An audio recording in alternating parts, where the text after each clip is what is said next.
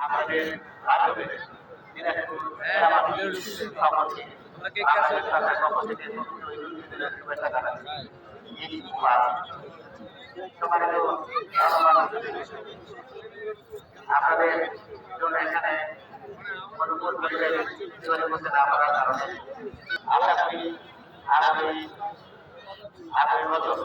আপনাদের জন্য এখানে উপযুক্ত পরিবেশ তৈরি করার জন্য জেলা প্রশাসন পৌরসভা জেলা প্রশাসন এই মাঠে জেলা প্রশাসন